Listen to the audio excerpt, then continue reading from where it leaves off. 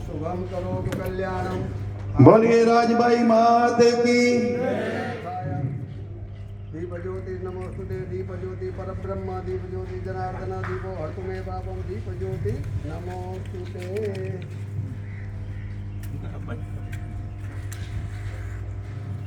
चंद्रमा मनुषो जात चक्षो सूर्यो अजायत श्रोत्राद्वायुष प्राणच मुखादग्निरजायत।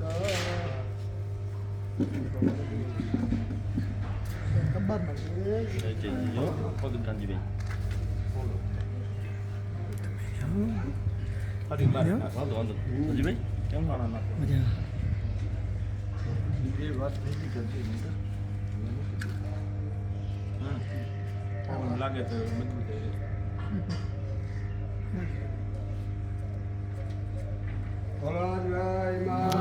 तो की जय।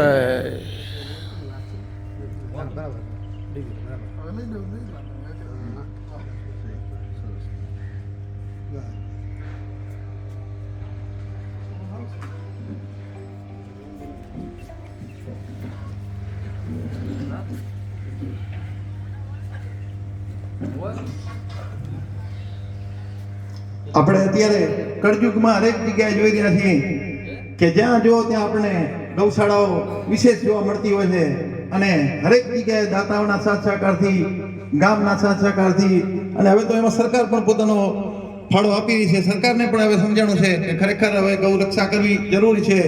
તો એમણે પણ એક એવી યોજના બહાર પાડેલ છે, પશુ દીઠ એક ગાય દીઠ 33 રૂપિયા કાંક એવી યોજના બહાર પાડેલ છે. તો જેનાથી પણ આપણે જે ગૌશાળા કે અહીંયા કને કરતા હોય, ગૌશાળામાં જે પણ કામ કરતા હોય એમને થોડીક રાહત રહે. તો આપણે એક એવી મનોજભાઈ પાસેથી આપણને અહીંયા એક જાણકારી મળશે કે જેનું તમે પાલન પોષણ કરો છો, જેની તમે સેવા કરો છો, જેની તમે ચાકરી કરી અને આપણે ગૌરક્ષા માટે કાર્ય કરી છે, એ પોતે જ પોતાના અંદરથી એના ગૌમૂત્ર દ્વારા, એના છાણ દ્વારા એવી ઘણી સંજીવની છે ગૌ માતા કે આપણને શાસ્ત્રોમાં પણ લખેલું છે કે 33 કરોડ દેવતા જેની અંદર વાસ હોય એવું આખા વિશ્વની અંદર એકમાત્ર પશુ છે. 33 કરોડ દેવતાઓનો જેમાં વાસ હોય એવું એકમાત્ર આપણો ગાય માતા છે. તો એની સેવા કરવી, એને કોઈ પણ તકલીફ ન થાય એ જોવું. અને મિત્રો યાદ રાખજો, નરેન્દ્ર મોદી પણ આપણા કહે છે, આપણા વડાપ્રધાન, જો ગાય નથી તો દેશ નથી. જે દિવસે ભારતમાંથી ગાય માતાનું આપણે કાંઈ ખરાબ થતું હશે તે દિવસે ભારત પણ ખતમ થઈ જશે. કે એના દૂધના જે ફાયદા છે, હજારો કેન્સર જેવા મોટા મોટા રોગ ગૌમૂત્રથી તેમજ એના દૂધથી જો આપણે નાબૂદ કરી શકતા હોઈએ તો ખરેખર આપણે આપણી જાતને ધિક્કાર આપવી પડે કે એના માટે આપણે ભીખ માંગવી પડે કે ગૌશાળા માટે કોઈને તેલ નાખવી પડે તો એ આપણા માટે શરમની વાત કહેવાય. હું તો ત્યાં સુધી કહીશ કે પોતાને ઘરે જો એક એક ગાય હરેક વ્યક્તિ જો શક્ય હોય, ભલે દરેકને શક્ય નથી, આપણે ભારત દેશની એટલી વ્યવસ્થા એવી નથી કે મારા જેવો કોઈ વેપારી માણસ અથવા તો કોઈ હરેક માણસ ગાય રાખી શકે, પરંતુ પણ જે પણ રાખી શકતા હોય એક એક ગાય રાખે નારણભાઈ, તો પણ મારા હિસાબે લગભગ 50 કરોડ ગાયો ભારતની અંદર એવી સંજવાઈ જાય કે જેને ક્યાંય ગૌશાળામાં મૂકવાની જરૂર ન પડે, જેને ક્યાંય આપણે દાન આપવાની જરૂર ન પડે. દાતાઓના સહયોગથી આપણે આવું ઘણું કાર્ય કરતા હોઈએ છીએ. પરંતુ જો આપણે એને એવી રીતે ડાયવર્ટ કરીએ કે ગૌશાળામાંથી જ આપણને આવક ઊભી થાય, એના ઉદ્યોગ થકી 25, 50, 100 જણને રોજગાર મળે અને માતાજી ગૌ માની આપણે સેવા કરી શકીએ, એવું જો શક્ય બને તો ખરેખર બહુ આનંદની વાત કહેવાય. તો એ વિષય લઈને, એક ખૂબ જ સુંદર વિષય લઈને મનોજભાઈ અત્રે ઉપસ્થિત છે.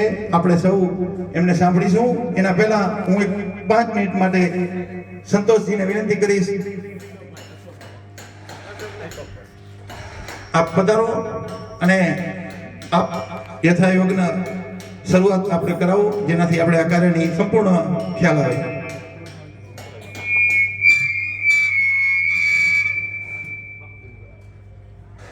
ઓમ ઓમ. રાષ્ટ્રીય સ્વયંસેવક સંઘની આ સદભાવના બેઠકમાં આપ સર્વેનું ખૂબ ખૂબ સ્વાગત છે. રાષ્ટ્રીય સ્વયંસેવકથી આપ સૌ પરિચિત જ હશો કે સંઘ એટલે કે શાખા, 1 કલાકની શાખા આપણા ગામમાં લાગતી હશે.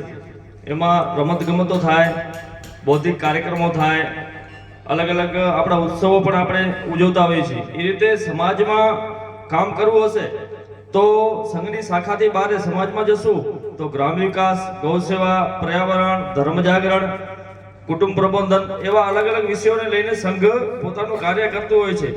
તો આજની આ બેઠક છે સદભાવના બેઠક. સદભાવના એટલે આપણે જયકાર બોલાવતા હોઈએ છીએ ઘણીવાર કે પ્રાણીઓ में સદભાવના हो, વિશ્વ કા કલ્યાણ हो. તો આ જે વિષય છે એ આજ મનોજભાઈ મૂકવાના છે સદભાવના બેઠકમાં. તો સાથે ગ્રામોદ્યોગથી ગ્રામનો વિકાસ અને ગાય એ આપણા ધર્મની સાથે જોડાયેલું છે. તો એ વિષયની સાથે મનોજભાઈ આજે વાત મૂકવાના છે. તો સંઘ આવું કામ વ્યક્તિ નિર્માણથી રાષ્ટ્ર નિર્માણનું કામ 98 વર્ષથી કરતું આવ્યું છે. તો એ કામને તમે ખૂબ જ પરિચિત હશો. હવે સમાજમાં આ કામની ખૂબ જ જરૂર છે. તો સંઘની શાખાના મેદાનથી બહાર આપણે શું કામ કરી શકીએ, એક વ્યક્તિ રાષ્ટ્ર નિર્માણમાં શું શું કરી શકે, એના માટે આજની આ સદભાવના બેઠક આપણે કરી છે. તો આગળનો વિષય હું કહું મનોજભાઈને, વિષય લેશે.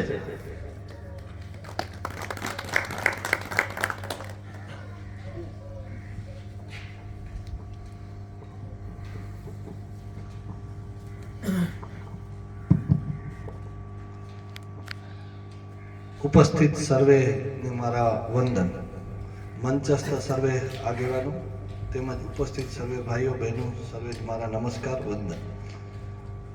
આજે આ માતાજીના પવિત્ર પ્રાંગણમાં આપણે એક સામાજિક સદભાવ વિષયને લઈ અને રાષ્ટ્રીય સ્વયંસેવક સંઘ જે કાર્ય કરે છે એમાં જુદા જુદા વિષયોને લઈને આપણો જે ભાવ જે ધીમે ધીમે સમાજમાંથી ખતમ થયો છે અને એક ભાવહીન સ્થિતિ છે, એમાંથી ફરીથી ભાવ નિર્માણ થાય અને ભાવથી પ્રેમ ને પ્રેમથી આપણે એકબીજાના સંબંધો આગળ વધતા હોય છે.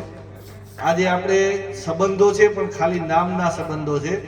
વાસ્તવમાં આપણે પથ્થરને પૂજનાર છીએ. આપણે માનવના વિરોધી કેમ હોઈ શકીએ? આ દેશ એ પથ્થરને પૂજનાર દેશ છે અને આ દેશની અંદર અનેક ધર્મના લોકોને આવકાર્યા છે. આ દેશની અંદર શક, યહૂદી, પારસી, મુગલ, હુણ એવા અનેક, અંગ્રેજ એવા અનેક વિવિધ ધર્મના લોકો આવ્યા છે અને આ દેશે બધાનું સ્વાગત કર્યું છે. અને હવે વિશાળ ભાવ ધરાવી અને આ દેશ એક પરમ વૈભવના શિખર ઉપર હતો. બધાને જોડીને, બધાને સાથે રાખીને અને એક વિશ્વ કલ્યાણનો માર્ગ અપનાવનાર વિચાર એટલે ભારતીય વિચાર. હિન્દુ ધર્મ એ પૂજા પદ્ધતિ નથી, એક વિચાર છે અને વિચાર પ્રકૃતિના સમગ્ર જીવોને સાથે રાખીને કેમ જીવન જીવી શકાય એ ભાવથી આપણે બધા એકલા સુખી થઈ શકતા નથી, બધે સાથે મળીને જ સુખી થવાય. મારો જીવનનો આધાર અન્યનું જીવન છે, એ મારા જીવનનો આધાર છે. આપણે એકલા કેદી જીવી શકીએ પણ નહીં. કોઈને સોનાનો મહેલ, ગાડી, બંગલો, મીઠાઈ જે બોલે એ બધું દઈ દઈએ, એકલો રહી શકશે? આપણે બધા સામાજિક પ્રાણી છીએ અને સમાજની એક જે રચના છે જીવનની, એ રચનાના આપણે ભાગ છીએ. આજે સીધો સંબંધ આપણને એમ થાય કે આપણા ધર્મ એ તો પશુ, પક્ષી, જીવજંતુ, આપણા દરેક ભગવાનની બાજુમાં શું છે? તો દરેક ભગવાને જુદા જુદા પશુ, જુદા જુદા પક્ષી, જુદા જુદા વૃક્ષો, શા માટે આ બધું જોડીને રાખ્યું છે? હનુમાનજીને આંકડો પસંદ છે, શંકર ભગવાનને બીલીપત્ર પસંદ છે, કૃષ્ણ ભગવાનને તુલસી પસંદ છે, શંકર ભગવાનને નંદી પસંદ છે, કૃષ્ણ ભગવાનને ગાય પસંદ છે, ગણપતિને ઉંદર જોઈએ છીએ. તો આ બધાના વિવિધ વાહનો, વિવિધ જે એના વૃક્ષો છે એ શું બતાવે છે કે આપણે બધા જુદા જુદા રીતમાં થઈને આપણે બધા એક થઈને જીવી શકાય. શંકર ભગવાન સાપને પણ રાખ્યો છે તો એના જ પુત્ર કાર્તિક કે જેને મોરનું વાહન છે, એ બને તો દુશ્મન છે, તો બને પિતા અને પુત્રનું વાહન એક સાથે રહીને કેમ જીવી શકાય? તો આવા અનેક પ્રકારના આપણે દ્રષ્ટાંતો આપણે જોતા નથી, પણ જોઈએ તો ધ્યાનમાં આવે કે આપણે વસુદેવ કુટુંબકમની વાત કરનાર લોકો છે. આપણે બધા એકબીજાથી એક તાંતણે બંધાયેલા છીએ. આપણે નોખા નથી. આની અંદર જે એક ચેતન તત્વ છે, એ ચેતન તત્વએ આપણના આ જગતના દરેક 84 લાખ જીવોને એક તાંતણે બાંધીને રાખ્યા છે. અને એ એક તાંતણે બંધાય છે, એના નાતે આપણે બધા જ એક પરિવાર છીએ. એક ગામની અંદર, ઘરની અંદર પણ આપણે જુઓ કે 4 જણા રહે છે તો બધાના નામ પાડવામાં આવ્યા છે. એ નામ પાડ્યા છે, ભેદ છે કે પરિચય છે? પણ પરિચય છે. એવી જ રીતે ગામની અંદર સુતારી કામ કરે, સુતાર લુહારી કામ કરે, લુહાર દરજીનું કામ કરે, દરજી સુતાર, એવા જુદા જુદા જે બ્રાહ્મણનું કામ કરે, બ્રાહ્મણ વણિકનું કામ કરે, વેપારીનું કામ કરે, વણિક. તો આવા બધાના નામ છે, એ ભેદ નથી. ભારત છે એ સૌને જોડનાર, સૌને સાથે રાખીને સુખી થવાની વાત કરનાર દેશ છે. અને આ દેશ સામાન્ય નથી, આ દેશ એક વિશેષ છે. એટલે આપણે આપણા દેશનું નામ પણ ભારત માતા રાખ્યું છે. માનો ભાવ, આ ભાવ વાળો દેશ છે. તો આપણે બધાને જોડવાનો ભાવ છે. અને એ ભાવ છે એ સદભાવ હોવો જોઈએ. એનામાંથી બધાનું કલ્યાણ નીકળે એને સદભાવ કહેવાય. અને બધાનો નાશ થાય, બધાનું અહિત થાય, એ વિકૃત ભાવ છે. આજે આપણે જોઈએ છીએ કે સમાજની સ્થિતિ 50 જણાનો પરિવાર હતો, ધીમે ધીમે આપણે બધા બોલવા માંડ્યા કે નાનો પરિવાર સુખી પરિવાર. શું આપણે નાના પરિવાર સુખી હોય કે મોટો પરિવાર સુખી હોય? તો કે આપણી વિચારધારા નાનો પરિવાર સુખી પરિવાર નથી, આપણી વિચારધારા મોટો પરિવાર સુખી પરિવાર છે. આ ગામ છે ને, એ એક પરિવાર હતો. શું હતું? ગામ એક પરિવાર હતું. ગામમાં એક ઘરમાં દુર્ઘટના થાય, એક ઘરમાં આંસુ નીકળે તો આખા ગામના આંસુ નીકળતા. એક ઘરમાં માઠો પ્રસંગ હોય તો આખા ગામના ઉત્સવો ખતમ, એવા ટાઈમે અટકી જતા. આ આપણું એક સાથેનો કુટુંબ પરિવારની ભાવ હતો. તો આ ભાવ ખતમ થયો છે. એટલે રાષ્ટ્રીય સ્વયંસેવક સંઘ છે એ આ રાષ્ટ્રનું નિર્માણ શેનાથી થાય? તો રાષ્ટ્રનું નિર્માણ છે એક વ્યક્તિથી થાય. એક વ્યક્તિ છે એ સારો બને, સજ્જન બને, એક સદભાવ વાળો બને તો એનો પરિવાર સદભાવ વાળો બને. અને એક પરિવાર સદભાવ વાળો બને તો એમાંથી એક સમાજનું નિર્માણ થાય, એક ગામનું નિર્માણ થાય. તો આપણે ગામને જો નિર્માણ કરવું હશે, ગામને, રાષ્ટ્રને જો આખું નિર્માણ કરવું હશે, ગામથી રાષ્ટ્ર, તો રાષ્ટ્ર સુધી જો કલ્યાણનું કામ કરવું હશે, એની શરૂઆત ક્યાંથી થાય? તો એક એક વ્યક્તિને આપણે ભાવવાળો બનાવવો પડશે, એકબીજાના સંબંધોથી જોડવો પડશે, એક એક વ્યક્તિનું આપણે મહત્વ સમજવું પડશે. એક એક જ્યારે વ્યક્તિનું સમજીએ ત્યારે એક એક જીવનું મહત્વ સમજવું પડશે. આ જગત અકારણ નથી. આ જગતમાં કાંઈ પણ સર્જન થયું છે, જો કોઈ જીવો આવ્યા છે ને, તો એ જીવો આવ્યા છે એની પાછળ કાંઈક હેતુ છે. આ જગતની રચનાને ચલાવનાર કોણ છે? તો આ જીવો છે. એક માણસથી કાંઈ આ જગત ચાલી શકે ખરું? અને જગત ચલાવવું એટલે શું? તો હું સીધી રીતે સમજાય એટલે વાત કરું કે આપણે જીવવા માટે શું જોઈએ? દરેકને પહેલે તો જીવન જોઈએ. તો જીવન માટે શું જોઈએ? તો હવા, પાણી, અન્ન જોઈએ. બરાબર? મને કહો, હવા, પાણી, અન્ન બનાવે છે કોણ? હવા, પાણી કોણ બનાવે છે? હવા, પાણી, અન્ન વગર એક પણ જીવ જીવી શકે નહીં. માણસ નહીં, કોઈ પણ જીવ જીવી શકે નહીં. તો આ હવા, પાણી, અન્ન ખરબો વર્ષ સુધી બનાવી રાખનાર છે કોણ? તો કે કુદરત છે, ભગવાન છે, પ્રકૃતિ છે, એવું કહીએ ને આપણે. તો આ જે હવા, પાણી, અન્ન બનાવનાર કુદરત, પ્રકૃતિ, આપણે હવા, પાણી, અન્ન પ્રત્યક્ષ જગતમાં લઈએ છીએ કે અદ્રશ્ય જગતમાં છે? આપણે તો રોજ હવા લઈએ છીએ, અન્ન લઈએ છીએ, તો રોજ જઈ ખાઈએ છીએ. તો એ પ્રત્યક્ષ જગતમાં હવા, પાણી, અન્ન બની રહ્યા છે, તો બનાવનાર પણ પ્રત્યક્ષ હોવા જોઈએ ને. તો એ કુદરત કે ભગવાન તમે જોયા છે? પ્રકૃતિ આપણે જોઈ છે? આપણે પ્રકૃતિની વચ્ચે છીએ પણ આપણે પ્રકૃતિને જોઈ નથી. એનું અને એ પ્રકૃતિ એટલે આપણે અદ્રશ્ય માનીએ છીએ. વાસ્તવમાં દ્રશ્ય જગતમાં દ્રશ્ય પ્રકૃતિ છે. તો દ્રશ્ય શું છે? તો કે પ્રકૃતિનું રૂપ કયું છે? તો કે પ્રકૃતિ છે ને 84 લાખ જીવોના રૂપમાં છે. કયા રૂપમાં છે? ભગવાન કયા રૂપમાં છે? 84 લાખ જીવોના રૂપમાં છે. અને એ પંચમહાભૂતના આધારે, પંચ તત્વના આધારે આખી જગતની રચના બનાવનાર કોણ છે? આ 84 લાખ જીવો કામ કરે છે ત્યારે આખું જગતની રચના બને છે. હવા, પાણી, અન્ન બને છે. હવા, પાણી, અન્ન સુધરે છે. આ જો શુદ્ધ ન રહે કે હવા, પાણી ન બને તો કોઈ જીવી શકે? તો આ 84 ખરબો વર્ષ સુધી આ જગતને હવા, પાણી મળી રહે અને હવા, પાણી શુદ્ધ રહે એના માટે કોણ કામ કરે છે? આ 84 લાખ જીવો કામ કરે છે. અત્યારે આપણે આ જોઈએ ને પાણીમાં ટબર ચાલે છે, બતક, નાની બતક ફરે છે. ઈ છે ને ઈ ખાલી પાણી પીને જીવતી નથી, ઈ પાણીને શુદ્ધ રાખવાનું કામ કરે છે. વરસાદ પડે છે ને ત્યાં દેડકા, કાચબા, માછલા બધે આવે છે. ઈ શેના માટે આવ્યા કે આ પાણી છે ને ખુલ્લું રહેશે, ખુલ્લું રહેશે. આ પાણી બગડ્યું નથી. શું કામ નથી બગડ્યું? એટલા માટે નથી બગડ્યું કે આની અંદર જીવ છે. અને ગામના તળાવો, કેટલાય બધા ગામોના તળાવો બગડી જાય છે પાણી. એનું કારણ શું? કે ભગવાન તો આ પાણીને ખુલ્લામાં રાખીએ ને તો સેવાણ થાય, માથે લીલ થાય. પણ આ લીલ છે ને આ જીવાત બધી ખાઈ જાય છે. આ પશુ પક્ષી, જે પક્ષીઓ છે ને અંદર દેડકા, કાચબા, માટલા, એ ખાઈ અને પાણીને શુદ્ધ રાખે છે. અને કેટલીક જગ્યાએ એવું થયું છે કે ગામમાંથી પાણી આવ્યું ને ત્યારે એના ભેગું સાબુ, શેમ્પુ લઈ આવ્યું છે, ગટર લઈ આવ્યું છે. પછી કેટલાક ખેતરોમાંથી પાણી આવ્યું ને તો ઓલા જંતુનાશક દવાનો ઝેર લઈ આવ્યું છે. એટલે શું થાય છે કે પાણીની ભેગું ઝેર આવી ગયું. હવે ઝેરમાં શું છે, જ્યારે વરસાદ પડ્યો ને ત્યારે દેડકા, કાચબા, માછલા બધા જીવો ભગવાને મૂકી દીધા એના ભેગા. પણ એ થોડાક દિવસમાં મરી જાય. અંદર ઝેર છે પાણીમાં, એટલે ઝેર છે એને મારી નાખે. એ મરી જાય એટલે શું થાય, અંદર જે માથે લીલ થાય છે એ લીલ ખાવાની પ્રક્રિયા બંધ થઈ જાય. પછી માથે લીલ છે એ 2-3 દિવસ જીવે અને રોજ નવી લીલ બનતી હોય ને જૂની લીલ છે ને નીચે બેસે.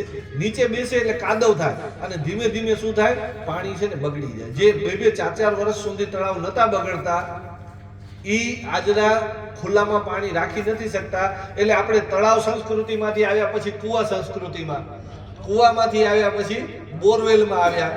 તો આ બધો વધારો કેમ ગયો? આ તળાવ નકા કામ આવત જ, પણ આપણે તળાવને ખતમ કરી નાખ્યા. તો આ જીવ છે ને, એક એક જીવ આપણને દેખાતો નથી પણ બહુ મોટા કામ કરે છે.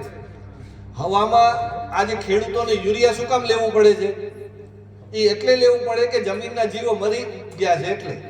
આ મર્યા શું કામ છે? તો કે યુરિયા નાખ્યું એમાં મીઠું છે, 46% નાઇટ્રોજન છે તો 54% અંદર મીઠું છે. એ મીઠું નાખીને જમીનને ખારી બનાવી. હવે ખારી જમીનમાં બેક્ટેરિયા જીવતા નથી. અને હવામાં છે ને યુરિયા 78% છે. ઇફકો કંપની પણ હવામાંથી યુરિયા પેક કરીને બોરીમાં વેચે છે. એ કોઈ ઉપરથી નથી લઈ આવી. એ હવાનો વાયુ છે એ જ નાઇટ્રોજન છે અને નાઇટ્રોજન 78% છે. પણ એ મફતનો નાઇટ્રોજન મળે ક્યારે? કે અંદર ઝેર વાપરીએ નહીં તો. અને આ યુરિયાના નામે આપણે ઝેર વાપરી અને પેલે જોજો યુરિયા શરૂઆત થઈ ને ત્યારે અડધી ગુણી વાપરતા, પછી ધીમે ધીમે 1 ગુણી ઉપર આવ્યા, ધીમે ધીમે 2 ગુણી. જેમ જીવ મરતા જાય એમ બજારમાંથી લેવાનું વધતું જાય. એટલે ખેતી છે ને ખર્ચવાળી થતી જાય. તો આ રીતે આપણે એક એક જીવોની ભૂમિકા છે. તો 84 લાખ જીવ છે, એનામાં 2 જીવનું મહત્વ બહુ છે. એક આપણા શાસ્ત્રો છે કે જેને 2 જીવની વાત કરી છે. એક છે કયું? માણસ. કે જે માણસ છે ને એ આખા જગતનો ડ્રાઈવર છે. એ આ બધા જીવોને માધ્યમ રાખી અને એને જીવાડવાનું ને એના માધ્યમથી આ જગતને સ્વર્ગ પણ બનાવી શકે.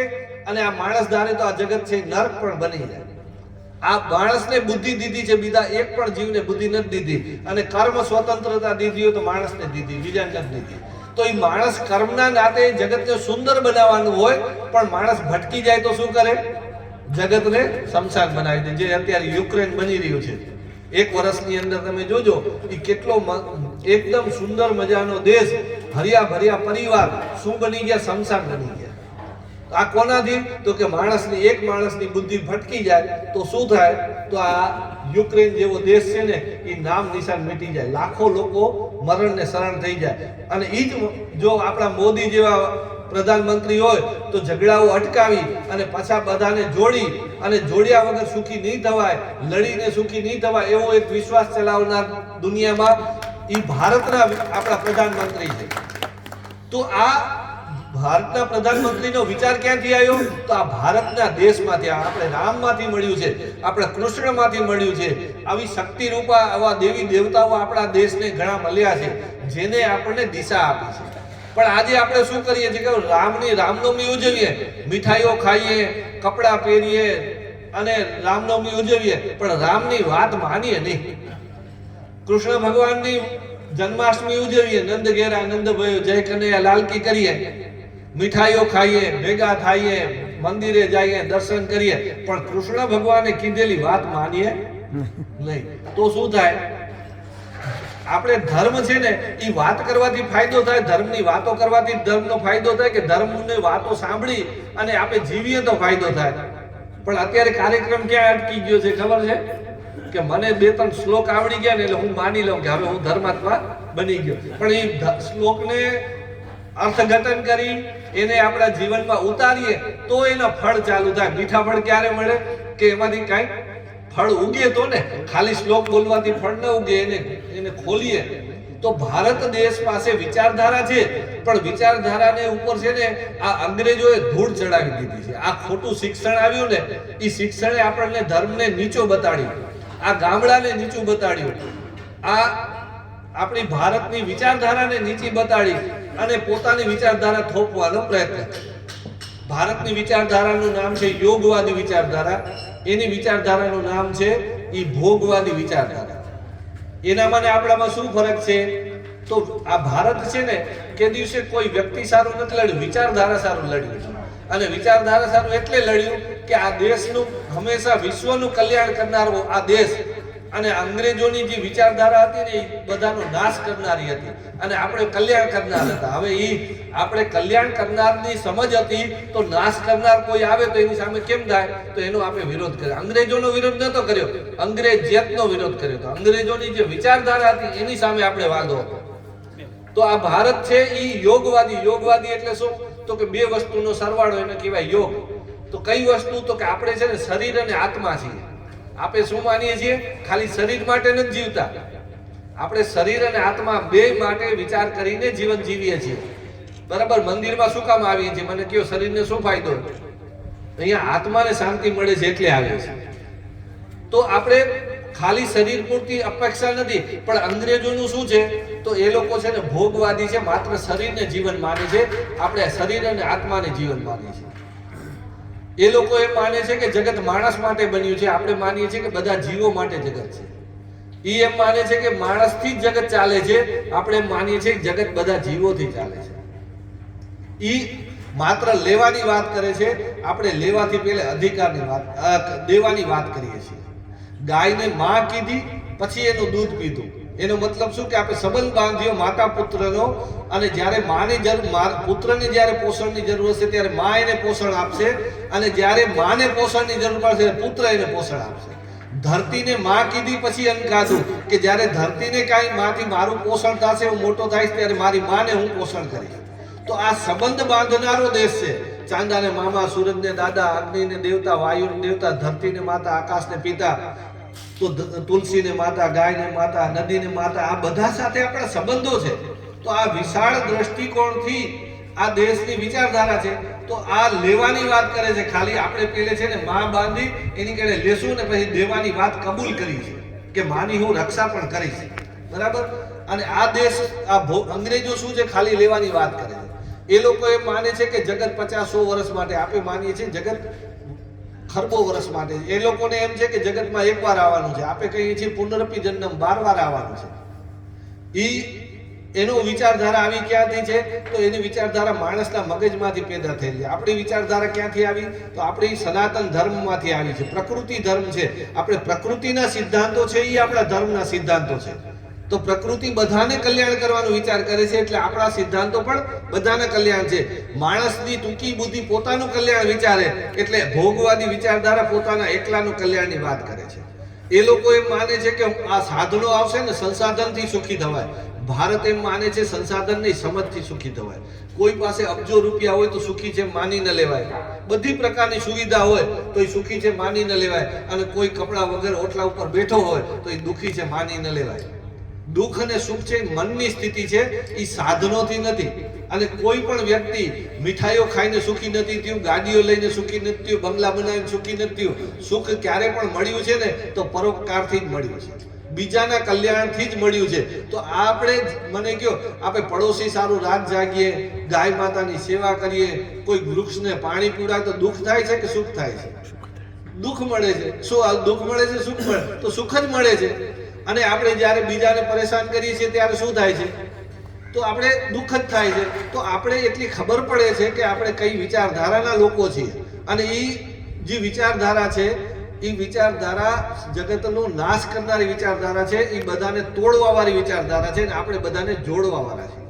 આપણે વસુદેવ કુટુંબકમની વાત કરીએ છીએ, એ ભાગલા કરો ને રાજ કરોની વાત કરે છે. આ 1000 વર્ષના ગુલામી કાળમાં ભારતની આ જે પરંપરાગત વિચારધારા હતી એ ક્યાંક અભ્રંશ થઈ છે. ક્યાંક આપણે એ વિચારધારા અંદર આજે શું છે ખબર, હૃદયથી આપણે ભારતીય છીએ અને વ્યવહાર બધા કેવા છે, વ્યવહાર બધે અંગ્રેજોના છે.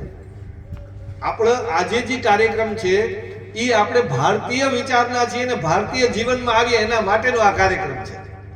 અને રાષ્ટ્રીય સ્વયંસેવક સંઘ RSS કે જે આજે 98 વર્ષથી આ હિન્દુત્વ એટલે શું છે કે પ્રકૃતિ સાથે જીવવાની કળા, પ્રકૃતિ સાથે જીવવાની વાત, અને ભારતીય સંસ્કૃતિ શું છે તો કે જે વિચારધારા છે પ્રકૃતિ સાથે જીવવાની, તો એની રીતે કેમ જીવાય એની રીતિ નીતિ એટલે ભારતીય સંસ્કૃતિ. આ ગામડું અને એનું મોડેલ કયું છે તો ભારતીય સંસ્કૃતિનું મોડેલ છે ગામડું અને અંગ્રેજોની સંસ્કૃતિનું મોડેલ છે શહેર.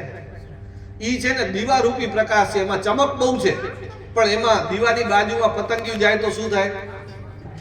અને ગામડું શું છે તો સૂર્ય રૂપી પ્રકાશ છે, એનો પ્રકાશમાં ચમક નથી પણ જીવન છે. ઈ બધાને શક્તિ ને ઉર્જા આપનારું છે. તો ભારત છે ને ગામડાનો દેશ છે, આ શહેરનો દેશ નથી. પણ આપણે બધે જઈએ છીએ ક્યાં? રોજ 2 ઘર ગામડું મૂકી અને શહેર તરફ જાય છે. મને કેવું માં શું મળવાનું છે એને? ઉમાં એને ગાડી મળશે, બંગલા મળશે, મીઠાઈ મળશે, પણ જીવન મળશે? જીવન જીવવા માટે શું જોઈએ? હવા પાણી અન્ન. તો હવા પાણી અન્ન બનાવનાર કોણ છે? તો 84 લાખ જીવો. મને કહ્યું જીવો અહીંયા છે કે શહેરમાં છે? તો હવા પાણી ક્યાં મળે? તો અહીંયા મળે. ઉમાં શું મળે? તો ઉમાં પૈસો મળે. હવે મને કહ્યું કે આપણે શહેરની અંદર જીવન નથી, પૈસો છે. ગામડામાં શું પ્રોબ્લેમ છે તો કે ગામડામાં જીવન છે, પૈસો નથી. આપણો પ્રોબ્લેમ શું છે? ઉમાં શું કામ જઈએ છીએ? પૈસા માટે જઈએ છીએ. તો મને કહ્યું ગામડામાં પૈસો લાવી શકાય, શહેરમાં જીવન લાવી શકાય? તો કે શહેરમાં જીવન ન લાવી શકાય, પણ ગામડામાં પૈસો લાવી શકાય? લાવી શકાય કે ન લાવી શકાય? હવે કઈ રીતે લાવાય? આ ઈ વાત આપણે સમજવાની છે. આપણે ગામડામાં પૈસો કેમ આવે? તો મને કહો પૈસો બને શેનાથી? પૈસાનું ઝાડ કયું છે? મને કહો. પૈસાનું ઝાડ છે ખેતી, ધરતી માતા, ખનીજ, માનવીય શ્રમ, પશુ પક્ષીનો ઉપયોગ, વનસ્પતિનો ઉપયોગ અને પાણીનો ઉપયોગ. ભૂ સંપદા, જલ સંપદા, વન સંપદા, જીવ સંપદા, જન સંપદા, ઉર્જા સંપદા અને ગો સંપદા. આ 7 પ્રકારની સંપદાઓ મને કહો શહેરમાં છે કે ગામમાં? તો ગામડું ગરીબ અને શહેર સાવકાર શું કામ છે? પૈસાનું ઝાડ ક્યાં છે?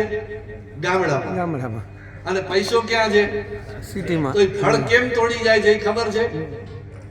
એ એટલે તોડી જાય છે કે અહીંયાથી કાચો માલ વેચી દઈએ છીએ અને એ શું કરે છે? પાકો માલ બનાવીને આપણા રૂપિયા ઉપાડી જાય. ઘઉં ક્યાં ઉગે છે? ગામડામાં.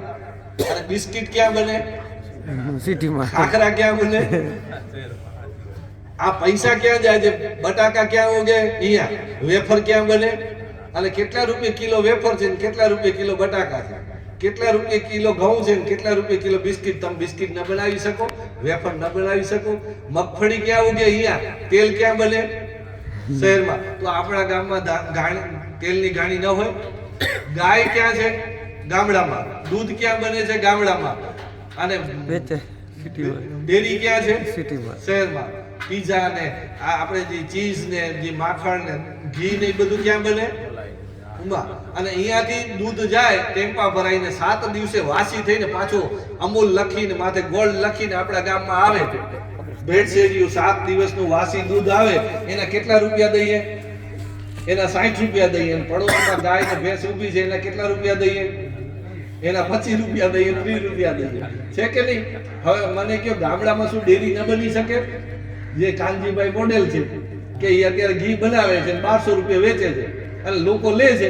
ખાલી પ્રચાર કરવો પડશે ને. જો અમૂલ પ્રચાર કરીને વાસી દૂધ વેચી શકતી હોય અને ડબલ ભાવ લઈ શકતી હોય તો અમૂલ પ્રચાર કરી શકે, તો આપણે ન કરી શકીએ? અમૂલને તો આખા દેશમાં વેચવું, આપણે તો આપણા ગામમાં આવે. આપણે ઘરે ગાય 5-25 છે તો આપણે આપણા ગામમાં ગાયના ગુણ શું કામ ન ગાઈએ? આપણે આપણા ગાયના ગુણ ગાવા પડશે. મારા ગાયના દૂધમાં આ છે, આ ભેળસેળિયું છે ને આ શુદ્ધ છે, ઈ એને તાજું માથે લખી લીધું, લોકોએ માની લીધું. આપે તાજું ન બોલી શકીએ? આપે પણ બોલી શકીએ. એક સમય એવો હતો કે લાઈટ, પાણી, ટેલિફોન, રસ્તા ત્યાં નતા. આજે તો બધું અહીંયા છે. હવે શું કામ શહેર તરફ જવાનું? તો કે હવે ભણવા જાય છે. ભણવાની જરૂર શું કામ? તો કે પૈસા કમાવા. તો પૈસો તો સીધો કમાઈ લે તો ભણવાની જરૂર નથી. બોલો, ખબર છે એક શહેરનો એક વ્યક્તિ પસાર થયો ને એક ઝાડ નીચે એક માણસ બેઠો હતો અને સૂતો હતો. એમ ગામડાનો માણસ હતો. એટલે શહેર વાળા ઉમાંથી વટાતે વટાતે એ વિસામો ખાવા ઉભો રહ્યો. પછી ભાઈને કે શું અહીંયા સૂતો છે, થોડું કામ કર. ઓને તો એમ કે હું કેટલું ગાડી બાડી છે ને આટલું થયું. તો એ કે શું કરવાનું? તો કે ભાઈ થોડું કામ કરીશ તો 2 પૈસા મળશે. તો 2 પૈસા મળશે શું કરીશ? તો કે કાંઈ નહીં, ઘર બનાવજે, ગાડી, મીઠાઈ ખાય. અને તો શું કરવાનું? કે ગાડી આવી જશે પછી શું? પછી તો કે એને આનંદ આવશે. તો એ તો હું એમ જ લાવું છું. કે તમે મને અવળો ચક્કર શું કામ ભરાવો છો? હું તો એમ જ મોજ કરું છું. એ મોજ જ કરવી છે તો ગાડીથી થાય એવું કોણે કીધું? તો આ એવું છે કે આપણા ગામમાં જ બધું થઈ શકતું, શું કામ આપણે ચક્કર ફરીએ છીએ? આપણે સામાન્ય નથી, ગામડું સામાન્ય નથી. આપણે સંપદાઓની વચ્ચે બેઠા છીએ. પણ આપણે શું થઈ છીએ? ઓલી હનુમાનજી છે ને એની શક્તિ ભૂલી ગયા હતા. એને શક્તિની ખબર નથી. નકાઈ સૂર્યને મોઢામાં લેવા ગયા હતા. એટલા ઉડાણની શક્તિ હતી પણ એને એક શ્રાપ હતો તે ભૂલી ગયા. એમ આ ગામડાને કોઈક એવો શ્રાપ લાગ્યો છે કે પોતાની શક્તિ ભૂલી ગઈ છે.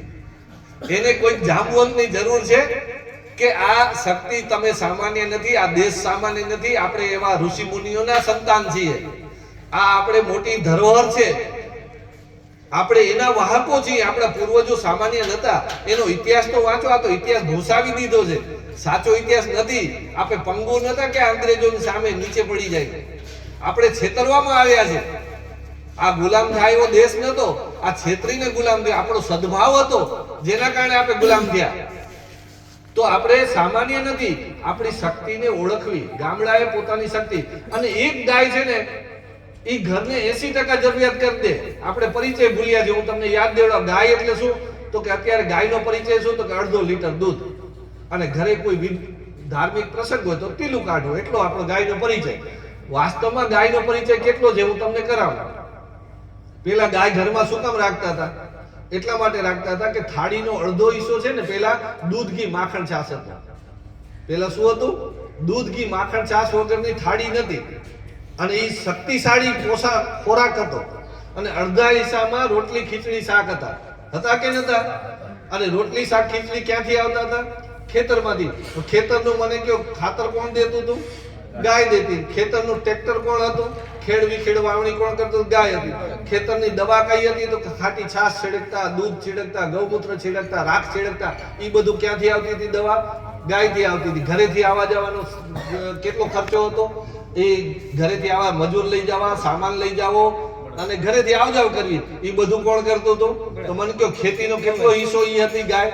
તો આપણી થાળીનો પોણો હિસ્સો ગાય દેતી હતી. બરાબર. પછી ચૂલો શેનાથી ચાલતો હતો? ગોબરથી ચાલતો હતો. ધૂપથી શેનાથી ચાલતા હતા? ગોબર અને ઘીથી. પછી આપણા સૌંદર્ય પ્રસાધન પીઠી બનાવતા, હળદર અને માખણ અને દૂધને મોઢામાં લગાડતા, સૌંદર્યતા થતી. સાબુ શેનાથી બનતો તો? ગોબર અને માટીથી નાતા હતા. ગોબર ગૌમૂત્રનો ઉપયોગ હતો સ્નાનમાં પણ. પછી આપણું બાંધકામ શેનાથી હતું? તો કે નીચે લીપણ પણ એનાથી થતું અને ચોડાઈમાં સિમેન્ટમાં ગોબર અને માટી મિલાવીને સિમેન્ટિંગ થતું. તો બાંધકામ એનાથી હતું. પછી આરોગ્ય શેનાથી મળતું? તો કે રોજ ચરણામૃત પીતા. વાત, પિત્ત અને કફ એ સરખું રાખનાર, બીમાર ન પડવાનું વરદાન. એટલે રોજ ચરણામૃત પીઓ તો વાત, પિત્ત, કફ તમારો સરખો રહે.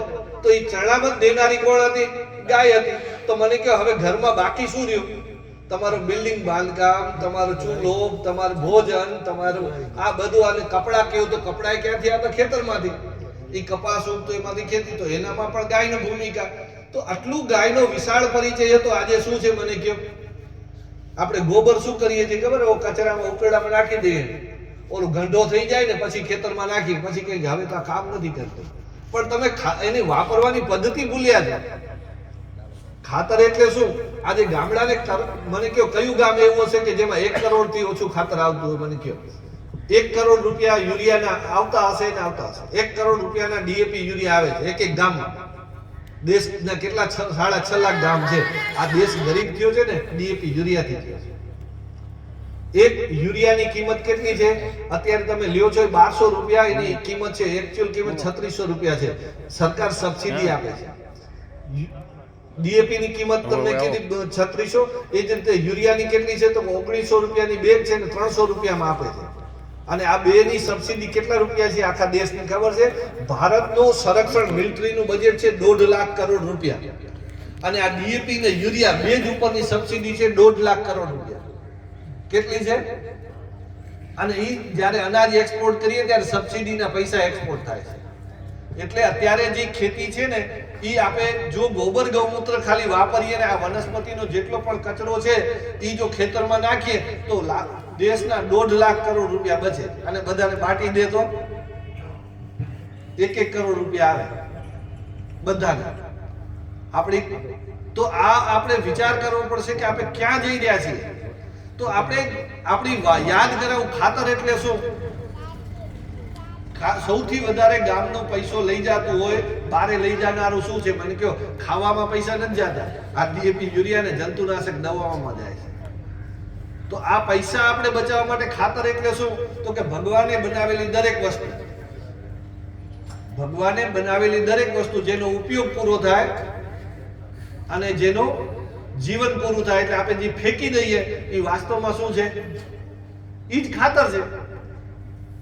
કોઈ પણ વસ્તુ, આપણું મૃત શરીર હોય કે પશુઓના મૃત શરીર હોય, પશુઓના મળમૂત્ર હોય કે માનવના મળમૂત્ર હોય કે વનસ્પતિના પાંદડા હોય કે વનસ્પતિનું મૃત શરીર હોય, આપણે શાકભાજીના છિલકા હોય કે ફળના છિલકા હોય, બગડેલા શાકભાજી કે ઓલા શાકભાજી, તેલ કાઢી લીધું ને ખોળ હોય, એવું કોઈ પણ વસ્તુ, અનાજ બગડી ગયેલું હોય જેને આપણે ફેંકી દઈએ, બધું શું છે?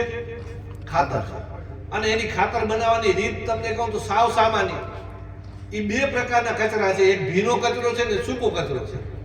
ભીના કચરા ઉપર સીધી માટી નાખી દો અને 30 દિવસ 40 દિવસ 50 દિવસમાં એ કાળી ચાઈની ભૂકી જેવું ખાતર બની જાય, જગતનું પૂર્ણ ખાતર બને. અને સૂકો કચરો છે એને એક વખત પાણીથી પલાળીને માથે માટી નાખી દો તો એ ખાતર બની જાય. પેલા માનવનું મળ અને સોન ખાદ કહેતા, પણ ક્યારે કે મળ મૂકીને માણસ પેલા માટી નાખતો હતો એટલે એ ખાતર બનતું. અને માણસે જ્યારથી માટી નાખવાનું ભૂલી ગયો ત્યારથી મળ છે ને ગંદકી બની. પેલા ગંદકી હતી, ગંદકી ત્યારે નથી, ગંદકી આજે છે. કદાચ અમુક જગ્યાએ નથી, એને એક ખૂણામાં લઈ ગયા છે, પણ ગંદકી તો છે. તો આ તો ગંદકી થતી જ નહીં. તમે માણસ છે ને જીવનને સમજતો હતો. એટલે ખાતર એટલે શું? તો ખાતરમાં શું ના આવે? બાકીનું બધું ખાતર. તો માણસે બનાવેલી વસ્તુ ખાતર નથી. કઈ કઈ? તો સિમેન્ટ, લોખંડ, કાચ, પ્લાસ્ટિક, કેમિકલ, આટલી વસ્તુ તમે મૂકી દો, બાકી બધું શું છે? ખાતર. તો હવે ખાતરનો કોઈ અભાવ નથી અને કરોડો રૂપિયા દેશના લૂંટાઈ રહ્યા છે. તો ખાતર બનાવવાની સામાન્ય રીત જો આવડી જાય તો દેશના ગામના કરોડો રૂપિયા બચે. આ ગામ ગરીબ શું કામ છે? તો કેટલીક વાતો ભૂલી ગયું છે. મારે શીખાડવાની વાત નથી કરતો, આ યાદ દેવડાવવાની વાત છે. આ કોને ખબર નથી મને કહો? બધાને ખબર છે. તો આપણે કેટલીક વાતો ભૂલી ગયા છીએ અને યાદ દેવડાવવી પડશે. ગાયનો પરિચય ભૂલી ગયા છીએ, આપણે ખેતીનો પરિચય ભૂલી ગયા છીએ. જો આ બધું આપણે યાદ કરીએ તો આ દેશ છે ને રાત વચ્ચે સમૃદ્ધ બની શકે. આપણે દુખી નથી, આપણે સમજણ હાલી ગઈ છે. તો સમજણ માટે યાદ ધરાવવાની જરૂર, શીખવાની જરૂર નથી. તો આ ગામડું છે ને એ પોતાની શક્તિને યાદ કરવાનું કામ કરવા માટે કેટલાક વર્ષોથી આ દેશમાં અનેક લોકો પ્રયત્ન કરે છે. દાખલા તરીકે કાનજીભાઈ મેવાસામાં એક પ્રયત્ન કરે છે. કેટલા લોકો જોવા ગયા છો? કેટલા લોકોએ જોયું છે? તમને શું લાગે છે એમાં કાંઈક દમ છે કે ફાલતુ વાત છે? વજૂદ છે કે નહીં? એમાં કાંઈક દમ છે કે એ ગાયનો ઓળખી શક્યા છે ને મુંબઈ મૂકીને એને રૂપિયા ગાયમાં દેખાડો, અને કેટલાકને ગાયમાં બિચારી દેખાય છે. ગાય બિચારી નથી, માણસ બિચારો છે.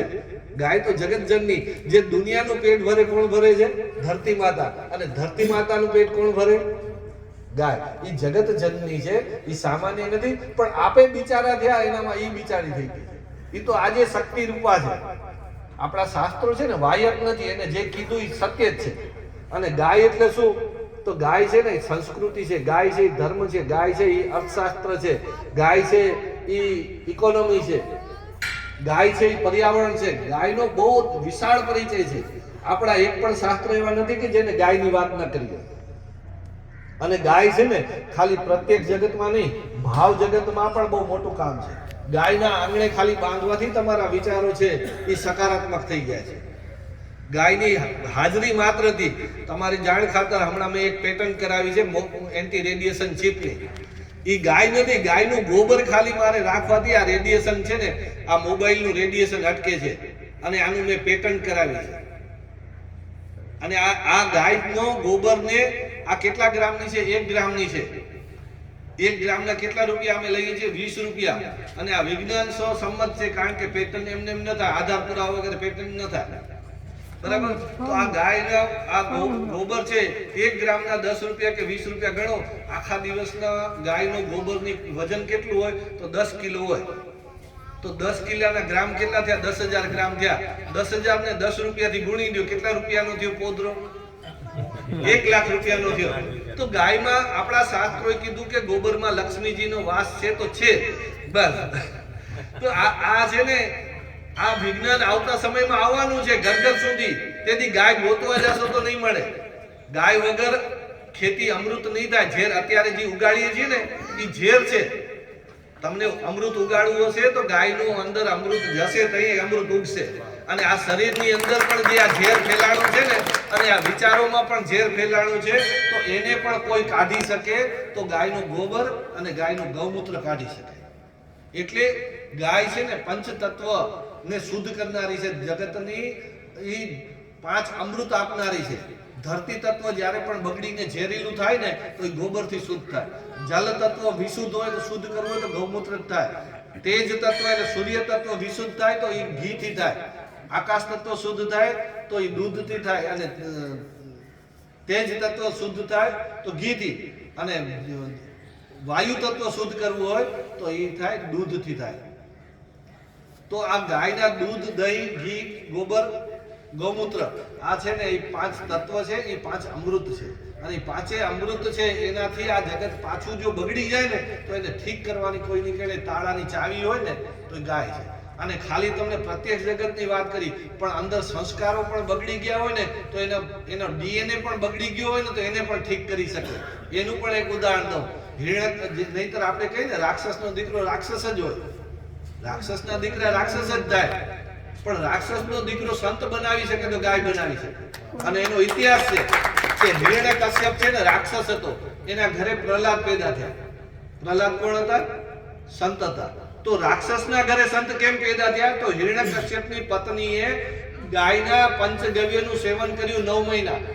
અને ગાય માતાની 9 મહિના સેવા કરી. એનાથી આખા એના ડીએનએ બદલી ગયા. એટલે ગાય સામાન્ય નથી. અને એક પણ આપણા દેશના દેવી દેવતાઓ જેટલા પણ ઉત્પત્તિ થયા છે ને, રામ ભગવાનનો જે જન્મ થયો છે કે કૃષ્ણ ભગવાનનો જન્મ થયો છે, એના પાછળનું કોઈ કારણ હોય તો એ ગાય માતા છે. એના માતા પિતાઓએ ક્યાંક ને ક્યાંક ગાયની સેવા કરી, એમાં સંત પેદા, એના સંસ્કારો બદલાવે છે. તો સંતો પેદા કરવા, સંસ્કૃતિ પેદા કરવામાં મૂળમાં કોઈ હોય તો ગાય છે. પણ આજે આપણે એનાથી વંચિત થયા છે. એટલે જ આજ સમાજની દુર્દશા. જે સમાજની અંદર ગાય ઘરમાં છે ને, એ સમાજ આજે પણ સંસ્કારિત છે. એનો પરિવાર આજે પણ જોડાયેલો છે. એ આજે પણ ગામડાથી જોડાયેલા છે. આજે પણ એનું જીવન સિક્યોર છે. અને જે ઘરમાંથી ગાય નીકળી ગઈ છે, એ હવે મૃત્યુની ઓર ગતિ છે. એના પરિવાર પણ તૂટ્યા છે, એના સંસ્કાર પણ તૂટ્યા છે. ખાલી કપડા સારા છે, ગાડી છે, મકાન છે, ભાષા છે, પણ અંદર અડવા જાવ ને તો અંદર બધું ખરી પડે એવું છે. તમે શહેરના લોકો આવે ત્યારે ભાષા સારી બોલે, તમે પણ એની બાજુમાં બેસજો, કેમ હાલે છે ભાઈ, ખાલી પૂછજો, પછી શું બોલે કહેજો. આજે આપણે તમે અહીંયા બેઠા છો, પણ તમારી અંદર જે ભાવ ને ખુમારી ને જે આનંદ દેખાય છે, એ શહેરના લોકોમાં ન હોય. તણાવ અને સ્ટ્રેસ અને ભય સાથે જીવે છે. એનું કારણ છે ગાયથી દૂર થવું. અને મેં તો એ અભ્યાસ કર્યો છે કે જે સમાજમાંથી ગાય ગઈ છે ને, એ સમાજનું પતન થયું છે. એના સમાજનું પેલું જ કામ થાય કે એના સંસ્કારો ખતમ થાય. અને સંસ્કાર વગરની સંપત્તિ છે ને, એ સમાજનું પતન કરી નાખે. તો જે સમાજમાં ગાય છે, એમાં આજે પણ કાંઈક ને કાંઈક બચ્યું છે. તો આ ગાય સામાન્ય નથી, આ દેશ સામાન્ય નથી. આપણે બધા સાથે મળીને આ ભારતનો પરમ વૈભવના જવાનો રસ્તો છે. કૃષિ, ગૌપાલન, ગ્રામોદ્યોગ ને હસ્તકલા, આ વિષયને લઈ અને આપણે આપણા ગામડાને સારી રીતે જોવું. અને આપણે વસુદેવ કુટુંબકમની રીતે આપણે પરિવાર ભાવથી આપણે આપણા ગામના સમસ્યાઓ ઉપર વિચાર કરવો. આપણે સમૃદ્ધિ જોઈએ છે તો સમૃદ્ધિનો વિચાર કરવો, એના રસ્તા છે. અને આના માટે તમને આજે આ 1 કલાકનો વિષય તમારી સામે મૂક્યો છે. આગળ જઈને તમને આવા વિષય ઉપર વધુ જાણવું છે, કાંઈ કરવું છે તો ક્યારેક આવી પ્રોડક્ટો, અમારું રામકૃષ્ણ ટ્રસ્ટ, મારી પોતાની 450 ગાયો છે, 100 એકરની સજીવ ખેતી 22 વર્ષથી કરું છું. અને મારે તે કેમ્પસની રામકૃષ્ણ ટ્રસ્ટની સંસ્થા બનાવી છે. એમાં 150 થી 150 પ્રોડક્ટ બનાવી છે. એમાં સાબુ, શેમ્પુ, દંતમંજન, ફિનાઇલ, કાલી તેલ, તેલ, ધૂપબત્તી અને અને ગોબરમાંથી દીવડા, રાખડી, તોરણ, મોબાઈલ ચીપ, એવું ઘણી બધી પ્રોડક્ટો, વૈદિક સિમેન્ટ બનાવીએ છીએ, ડીએપી ને યુરિયા પ્રાકૃતિક કેમ બને એ બનાવીએ છીએ. અને બધાને શીખવાનું છે, નિઃશુલ્ક શીખવાનું છે. જેને પણ જાણવું હોય, શીખવું હોય, ત્યાં 1 દિવસ રહે, 2 દિવસ, 2 મહિના, કોઈ ચાર્જ નથી. તો આવી ખાલી અમે વાત નથી કરતા, આ વાતને આપણે વ્યવહાર સુધી લઈ જવાના પ્રયોગો પણ થઈ ચૂક્યા છે. હવે ખાલી એને વિસ્તૃત કરવાનું છે. અને વિસ્તૃત પણ હવે ગામે ગામ આવા એક મોડેલ, આ કાનજીભાઈ જેવા મોડેલો પણ હવે તમને જોવા મળે છે. આમ 10-15 કિલોમીટર આગળ જાશો એટલે એકાદ ગામમાં એકાદ આવો પ્રયોગધર્મી કિસાન હશે, આવો પ્રયોગશીલ ગૌપાલક હશે. અને જે માણસો ગોબરથી ગાયની સાથે સંબંધ બાંધે, ખેતી સાથે પ્રાકૃતિક ખેતીમાં આવે, એના ઘરમાંથી કેની ડોક્ટરની જરૂર પડતી નથી. અને આ સંસ્કૃતિનો રસ્તો છે, આ પ્રકૃતિનો રસ્તો છે, આ જ ધર્મનો રસ્તો છે. એટલે આપણે સમૃદ્ધિ પણ મળશે અને આપણે સંસ્કારો પણ મળે. આ જગતમાં આવ્યા છીએ તો આપણું જીવન પણ સાર્થક, સફળતાની સાથે સાથે આ જીવોનું કલ્યાણ કરીને, બીજાનું કલ્યાણ કરીને, આ અમૃતનું કાર્ય કરીને આપણું જીવનને પણ આપણે સાર્થક બનાવી શકીએ. તો આ એક મારે આપની વચ્ચે વાત મૂકવાની હતી. આજે મૂકવા પાછળનો હેતુ એ છે કે આપણે આવા વિચારને લઈને શું કરી શકીએ, એવું એક ગામમાં ચિંતન મનન થાય. સમાજના આગેવાનો પણ છે, અહીંયા યુવા ધન પણ બેઠું છે. તો આપણે આ દિશાની અંદર આપણે સાથે મળીને, આ શું છે, એકલો બેકલો પ્રયોગ કરે તો ન થાય, પણ જો બધા ભેગા થઈને વિચારે, ગામ ભેગા થઈને નક્કી કરે તો જળ સંચયથી માંડી વૃક્ષારોપણ છે, ગૌશાળા, ગૌપાલન છે, ગ્રામોદ્યોગ છે, હસ્તકલા છે. આવતા 2-3 મહિનામાં, એકાદ વર્ષમાં તમને આવું આખું આવા હું જે વાત કરું છું એ વિચારધારાનું સમૃદ્ધ ગામના મોડેલો પણ તમને બતાવશું. ઘણા ગામોમાં આવા પ્રયોગો ચાલુ થઈ ગયા છે. તો આગળ જઈને એ પણ આપણા ગામની અંદર, આજુબાજુના પાછાડામાં આ વિષયને કેમ આપણે આગળ લઈ જઈએ, એના માટે રાષ્ટ્રીય સ્વયંસેવક સંઘ તમારી સાથે છે. આપણે સમાજના ઉત્થાન માટે ભારત માતાની જય ખાલી બોલવાથી નહીં થાય, ગાય માતાની જય બોલવાથી નહીં થાય. આપણે ગાય માતાને સમજવી પડશે, ભારત માતાને સમજવી પડશે, ધરતી માતાને સમજવી પડશે. તો આપણે બધે સમજી અને જળ સંચય, પાણીનો ઉપયોગ કેમ આપણે કરી શકીએ, ઓછામાં ઓછો કરીએ અને વધુને વધુ જળ સંચય કરીએ, વૃક્ષો વધુને વધુ ઓછા કાપીએ અને વધુને વધુ વાવીએ. ગાયોને આપણે સાચા અર્થમાં ગોબર ગૌમૂત્ર ખેતર સુધી કેમ સારી રીતે જાય, કમ્પોસ્ટ ખાતર કેમ બને, દવા કેમ બને, એ અમે શીખવાડશું. પણ ખેતરમાં અમૃત જાય ને ઝેર કેમ મુક્ત થાય, એવું આપણા ગામમાં વ્યસન મૂકીને દૂધ, દહીં, ઘી, માખણ, છાશ કેમ ખવાય, એવા આપણે પ્રયત્ન કરવા માટે આપણે આ એક વિષય મૂકવામાં આવ્યો છે. આપણે કોઈ પ્રશ્ન હોય તો પ્રશ્ન પણ કરીએ અને આપણે ચર્ચા કરી અને આપણા ગામમાં કઈ રીતે આ વિષયો ચલાવી શકાય એની ચર્ચા પણ આપણે કરી શકીએ છીએ. અસ્તુ. ભારત માતા કી જય. વંદે માતરમ.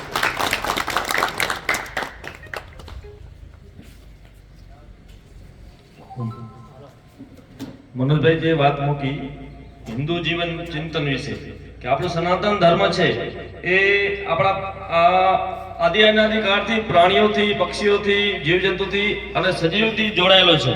તો એ આપણે ક્યાંક ભૂલ્યા હોઈએ તો ફરી યાદ કરીએ. એ વિશે સદભાવના બેઠકમાં મનોજભાઈ લીધો. આ વિષયને લઈને કાંઈ પ્રશ્ન હોય તો આપણે ચર્ચા કરીએ. 10-15 મિનિટ આપણે આપણા ગામમાં શું થઈ શકે, બધે જુદા જુદા ગામથી છો, કોઈને મનમાં એવો સંકલ્પ આવ્યો કે આવું અમે કરીએ અને એમાં અમારો કાંઈ સહયોગની જરૂર હોય, કાંઈ હોય તો તમે સંપર્ક કરશો તો અમે એમાં ઉપયોગ. પણ એક વિચારવાનો પ્રારંભ થાય. નહીંતર શું થશે, અહીંયાથી અમે છૂટા પડશું અને હું બહારે જાશું એટલે ઓલો વિકૃતિ વાળું વાતાવરણ છે. તો અહીંયા બેઠા છીએ તો અહીંયાથી કાંઈ ગાંઠ વાળીને પેલા વળી લઉં છું, સારી વાત મળે તો આમ બાંધી લેતા ગાંઠ વાળે, હવે આ વાત પૂરી નહીં થાય ગાંઠ નહીં બોલે, તો અહીંયાથી આપણે કાંઈ ગાંઠ વાળીને જાય એવી અમારી અપીલ.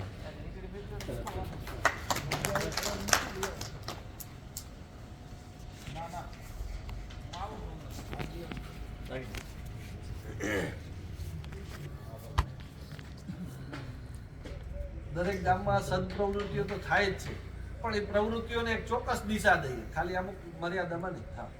ત્યારે ગૌ સંવર્ધન કરી અને એચએફ અને બહારની ગાયોનો અહીંયા લાવી રહી છે બિલ્ડિંગ કે ગમે એ રીતે, ખરેખર એ પ્રવૃત્તિ બંધ થવી જોઈએ. સરકાર સમક્ષ એવો કોઈક વિધાનસભાની અંદર કાયદો પસાર કરવો જોઈએ કે ભાઈ એચએફ ગાય ઉપર પ્રતિબંધ લાવે તો જ આપણે દેશી ગાય બચાવી શકીશું. અત્યારે અમારા બનાસકાંઠા જિલ્લાની અંદર સાહેબ 90% ગાયો એચએફ છે.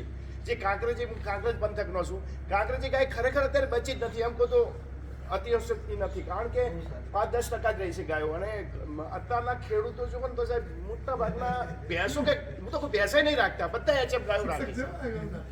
બહુ સાચી વાત કરી છે. અને ખરેખર આવો બધા બધા ધારાસભ્યો એકત્રિત થઈ અને આપણે પણ આવેદન પત્ર આપવા જોઈએ કે ભાઈ આ ગાયો બંધ કરાવરાવો તો જ આપણે આપણી ગાય બચાવી શકીશું.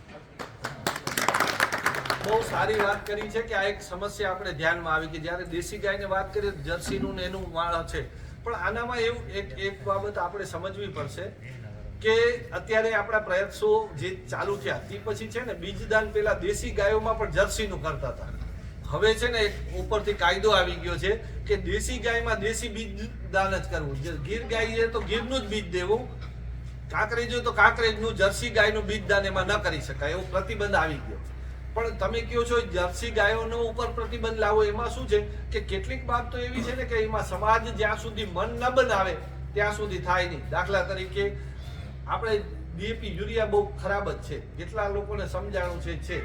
આપણા પ્રધાનમંત્રી પણ વક્તવ્યમાં વારી ઘડી એમ કહે છે કે તમે આ ઝેર આપવાનું, ધરતીને ઝેર આપવાનું બંધ કરો. મને કહ્યું એ કાયદો કેમ નથી બનાવી નાખતા કે ડીએપી યુરિયા ઉપર પ્રતિબંધ? તો આપણે એમ થાય કે કેમ નથી બનાવતા? આપ ધારો કે કાલે એ કાયદો બનાવી નાખે તો મને કહ્યું એ વડાપ્રધાન પદ ઉપર રે ખરો? એમ તમને કહું અત્યારે જર્સી ઉપર પ્રતિબંધ જો કાલે લગાવે તો પ્રધાનમંત્રી કે મુખ્યમંત્રી કાલે પદ ઉપર રે ખરા? તો સમાજથી સરકાર છે, સરકારથી સમાજ નથી. તો જ્યાં સુધી સમાજમાં આ વાત નહીં ચલાવીએ ત્યાં સુધી સરકારની હિંમત નથી કે એવા પ્રતિબંધ લાવે. એટલે આપણે શું કરવું પડે ભાઈ? ધીમે ધીમે દેશી ગાયોને વધારવી, લોકોને સમજાવવા, લોક જાગૃતિ થાય પછી કાનૂન બને. કાનૂન ઠોકી દેશું પણ સમાજ નહીં સ્વીકારે તો શું કરશું? અત્યારે વૃક્ષનો પ્રતિબંધનો કાયદો તો છે જ, પણ કેટલા માને છે? તો ખાલી કાયદાથી નથી થતું, સમાજે. અને આમ જ્યારે કરીએ ને ત્યારે 3 આંગળી કેની બાજુ છે? તો હમ સુધરેંગે જગ સુધરેગા, હમ બદલેંગે જગ બદલેગા. આ વાતને હંમેશા ધ્યાન રાખીને આની શરૂઆત ક્યાંથી કરવી?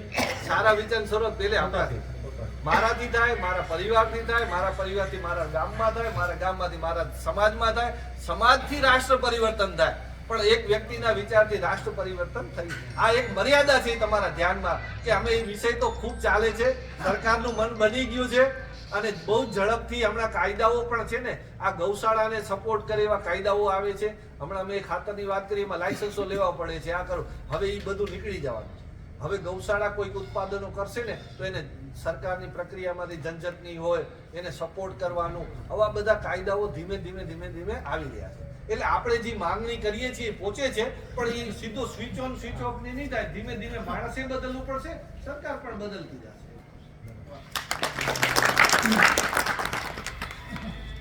હા, કોઈને બીજા કોઈને કાંઈ એવો સરળ આવું આપણી પ્રક્રિયા થવી જોઈએ અંદર. આપણા અંદર વિચાર આવે પછી કે મારા ગામમાં કરવું હોય તો શું અર્થ છે?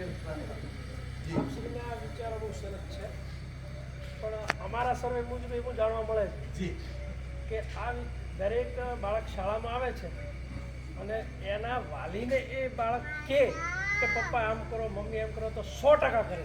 બહુ સારું. આ વિચાર તમે આજે આ ગોષ્ઠીનું આયોજન કરી છે, હું શાળા કક્ષાએ તમારાથી શક્ય બનતું હોય હા બને ને, શું કામ તો બને? નાના બાળકના માનસમાં જ ફિટ કરી દે. બહુ સાચી વાત. બાળકના મનમાં જ દેશ ભાવના અને ગૌ સેવાનું એક એના મગજમાં ઠસી દઈએ તો મોટો થઈને જરૂર પરિવર્તન આવશે. બીજો તમારો પરિચય અને કોન્ટેક્ટ નંબર અમને આપો. હા, મારું નામ મનોજ સોલંકી. ક્યાં તમારી ગૌશાળા છે? આ કુકમા, ભુજની બાજુમાં કુકમા ગામ છે, 10 કિલોમીટર પહેલે. ત્યાં કુકમા બસ સ્ટેશનની બાજુમાં જ રામકૃષ્ણ ટ્રસ્ટ નામની સંસ્થા છે અને એમાં કોઈ પણ વ્યક્તિ ગમે ત્યારે આવી શકે. જાહેર જગ્યા છે, 50-100 લોકો રહી શકે એવી સુવિધા છે. અને આવી માહિતી માટે કોઈ પણ આવે એને નિઃશુલ્ક માહિતી છે, રહેવા જમવા સાથેની વ્યવસ્થા. અને દર મહિનાની 12-13-14 પ્રાકૃતિક ખેતી કેમ થાય? જંગલ છે એ ખેતી જ છે, તો જંગલમાં ડીએપી યુરિયા જો મફતમાં મળતું હોય તો આપણા ખેતરમાં કેમ ન મળે? એક ડુંગર ઉપર એક લીલુંછમ ઝાડવું ગરમીમાં ઊભું છે, તેને કોઈ પાણી પીવડાવે છે તો મારા ખેતરમાં પાણી કેમ ન એ જે પ્રકૃતિની રચના છે એનું અમે સમજાવીએ છીએ. એટલે અમે ખેતીને પણ સરળ રીતે કેમ થાય એ અમે 3 દિવસનો તાલીમ ચલાવી છે. દર મહિનાની 12, 13 અને 14 એમાં કોઈ પણ વ્યક્તિ આવી શકે. એમાં કોઈ ઉંમર નહીં, કોઈ રજીસ્ટ્રેશન નહીં, કોઈ એના ભાષાની જરૂર નહીં, ક્વોલિફિકેશન નહીં, એ બધું સહજ રીતે. અને તમે જે કીધું ને એ વિદ્યા ભારતી નામની સંસ્થા સંઘ દ્વારા આવી 55,000 સ્કૂલો ચાલે છે. એમાં આ વિષયો ચાલે છે ને હવે છે ને આ સરકાર આવ્યા પછી કાલે જ મારી પાસે NCERT એટલે કે આખા દેશના બાળકોનો અભ્યાસક્રમ બનાવે છે. સદભાગ્યથી કાલની પરમ દિવસે એની આખી ટીમ મારે ત્યાં આવી અને અભ્યાસક્રમની અંદર હવે આ પ્રાકૃતિક ખેતી, આ ભારતીય સંસ્કૃતિનો વિષય હમણાં ટૂંક સમયમાં આવવાનો. આખી અભ્યાસક્રમ બનાવનારી કમિટી અહીંયા આવી હતી અને એને આ બધો પ્રાકૃતિક વિષયો સમજવા માટે અને એમાં જોડવા માટે. અને હવે છે ને એ પણ એને વાત કરી કે હવે અમે ચોપડીની અંદર નજીકના સમયમાં આપણા જે વીર શહીદો જે આપણા સૈનિકો છે એની ગાથાઓ પણ એમાં લઈ આવવાના છે.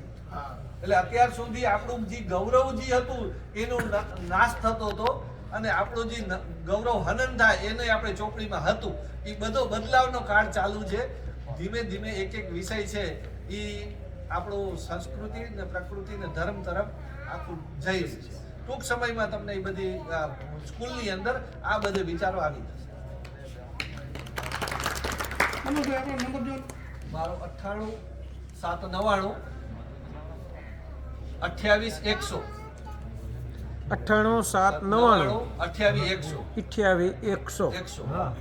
હું અત્યારે ICR એટલે કે જે ભારતની કૃષિ અનુસંધાન પરિષદ કહેવાય એની અંદર મને ગવર્નિંગ બોડીમાં લીધો છે. હું BCom LLB છું, ખેતી મારો વિષય નથી, પણ આ સરકારે મને કચ્છમાંથી સીધો એ વિષયમાં મૂક્યો આ અનુભવના આધારે. એટલે આજની સરકારમાં આ બધા વિષયોનું મહત્વ છે એનું પ્રમાણ મને મળ્યું છે કે એ સાંભળે છે. આવા અધિકારીઓ દિલ્હીથી અહીંયા આવીને જોવે છે અને કાંઈક મહેસૂસ કરીને બદલાવનો પ્રયત્નમાં છે. સાહેબ પહેલા તમે વાત કરી કે અંગ્રેજોએ આ વાત કરી, અંગ્રેજોએ ખરેખર આપણી જે સંસ્કૃતિ હતી ને અને અંગ્રેજોએ મારી નાખી છે એવું કહો તો પણ આપણે બચાવવા પ્રયત્ન કરીએ છીએ. કારણ કે જ્યારે યોજનાબદ્ધ રીતે કર્યું છે. આપણે એ સમયમાં એવું કહેવાતું કે ભારતની અંદર ઘી દૂધની નદીઓ વહે છે. આપણે એ સમયે એવું કહેવાતું કે મહાભારત કાળ દરમિયાન ઘી દૂધની નદીઓ વહેતી અને માખણના પર્વતો હતા. એનો અર્થ એવો થતો હતો કે સુખી સંબંધ દેશ હતો એમ. એટલે પણ જ્યારે મેકલો આવ્યો ને એટલે એને એવું નક્કી કર્યું કે ઘી દૂધની વળી નદી હોતી છે અને માખણનો પર્વત એટલે શોધવા મળ્યો. કેમ મળ્યો ને એટલે એની શિક્ષણ નીતિ અને એના વિચારોમાં એ મૂકી દીધા. આપણે બાકી જો સોમનાથનું મંદિર કેટલી વાર લૂંટાણું, સોમનાથનું મંદિર કેટલી વાર શું કામ 16 વખત લૂંટાયું? કોઈ પણ વસ્તુ એક